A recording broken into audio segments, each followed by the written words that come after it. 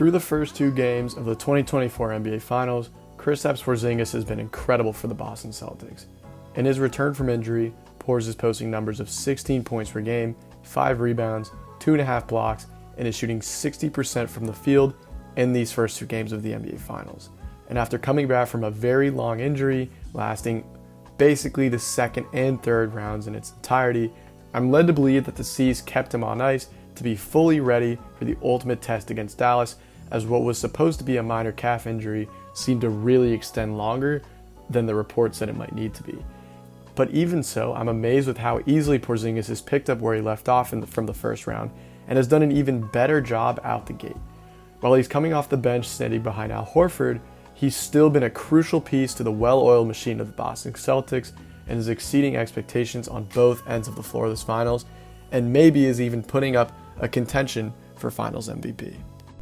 So on the offensive end, Porzingis' activity and motor has been much more impressive to me than his shot making at this point in the series. Although yes, he has made some incredible shots so far, Porzingis has been incredibly feisty, going for steals on smaller guys and fighting per position in a way that really unlocks a lot of offense for him and the team in general.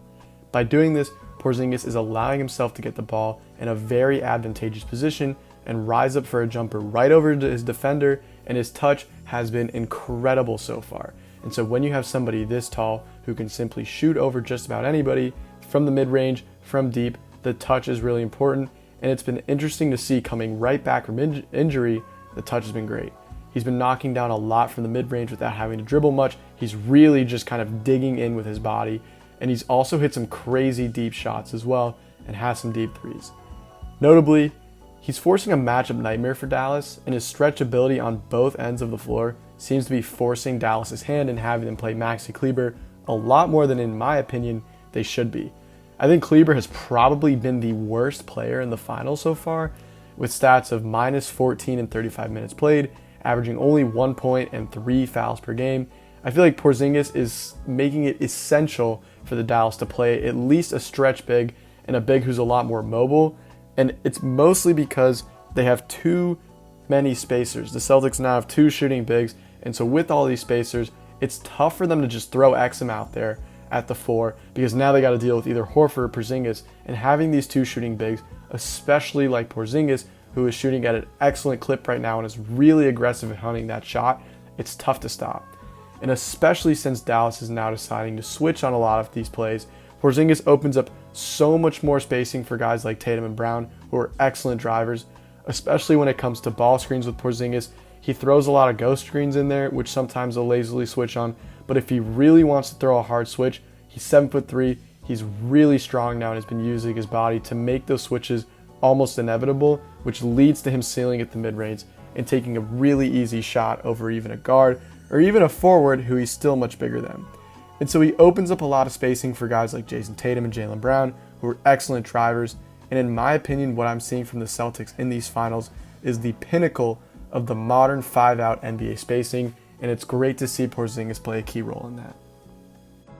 And so as you just saw in this clip, Porzingis is basically completely helping off of Maxi Kleber, who has become an embodiment of the biggest pitfall for role players in the playoffs. Kleber is currently in there for the idea of a skill he doesn't possess, which makes him a non-stretch, stretch big, where he's shooting, he's running around the floor, playing like a big mobile wing almost, but doesn't have any type of defensive efficacy, and the shot isn't falling either, so he's just really taking away from the team because of how Porzingis is taking things away from him.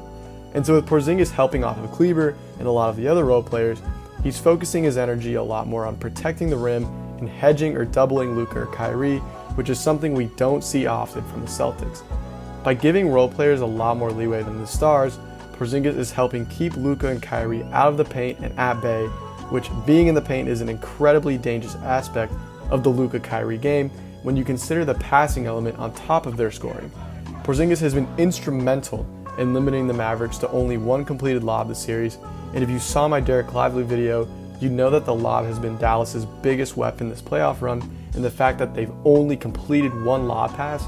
is incredible, and you can see it in the film as well. Porzingis is an absolute deterrent for Lively, for Gafford, and anybody running down the lane for those lobs because they crowd around Luka in the paint.